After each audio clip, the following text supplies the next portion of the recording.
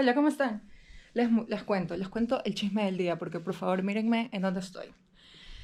Voy a grabar mi audición para dar un TED Talk. Entonces, no sé, bueno, los TED Talks es este formato de video que no sé cada cuánto tiempo se hace, pero hay un formato que se llama TEDx Talk. Es como más local. No sé si es anual, la verdad, yo creo que sí es anual. El tema principal de TED Talk es resolving. Es que no me puedo dejar de ver porque estoy ahí. Mírenme. Lo que significa resolving es básicamente tener en ti ese deseo de continuar, de seguir adelante, de cumplir una meta sin importar cuántas veces el mundo te diga que no.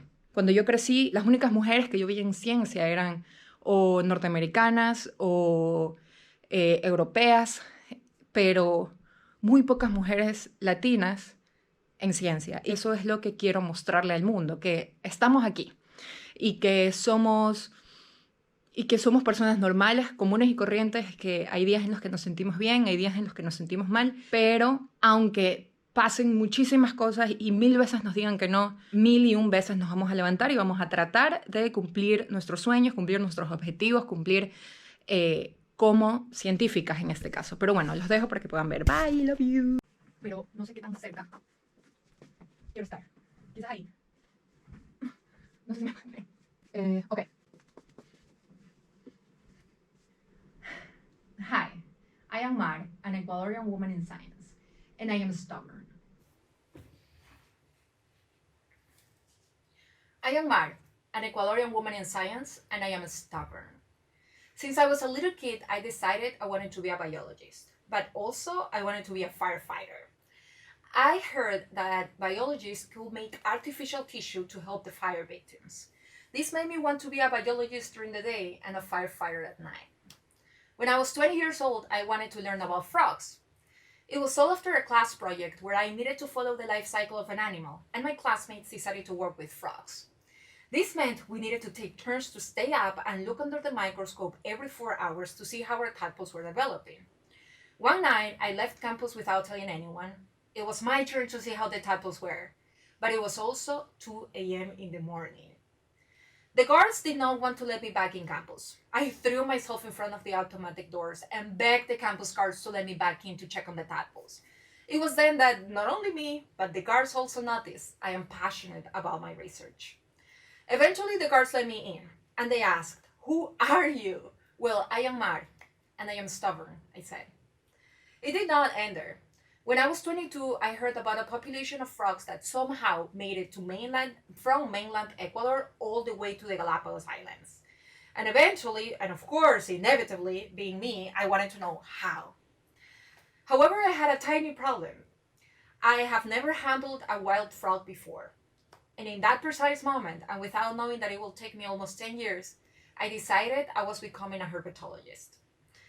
I took the last bus from Guayaquil to Quito, the capital of Ecuador. I got there at 7 a.m. in the morning. This was the first time I have been there, and I had no idea how to get to the museum where I got a volunteering position for 3 weeks. But I am Mar, and I am stubborn.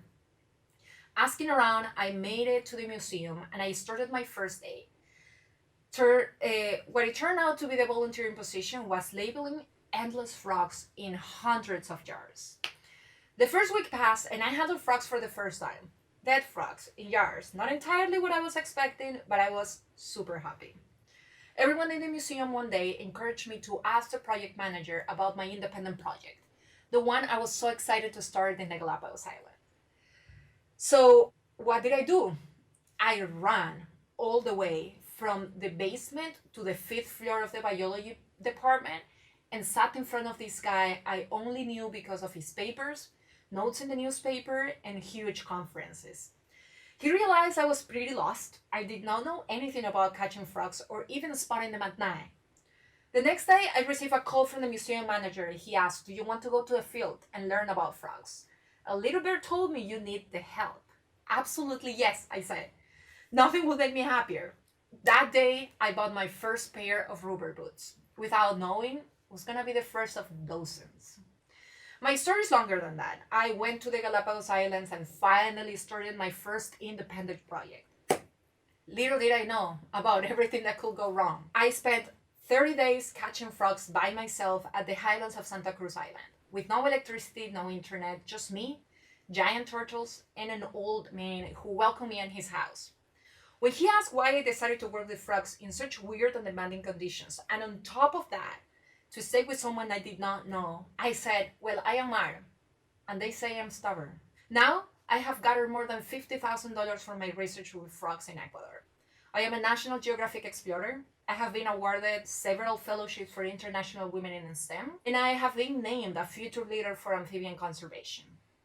But I am also Mar, and for every grant I've gotten, there are 2 more that I did not get. I am Mar, and I cried after teaching in English for the first time. I am Mar, and I still miss my family so much it is hard to leave my bed some days. I come from a country where even though there is a higher percentage of women pursuing higher education than men, they are more prone to not complete their degree due to family obligations or simply because their family do not let them.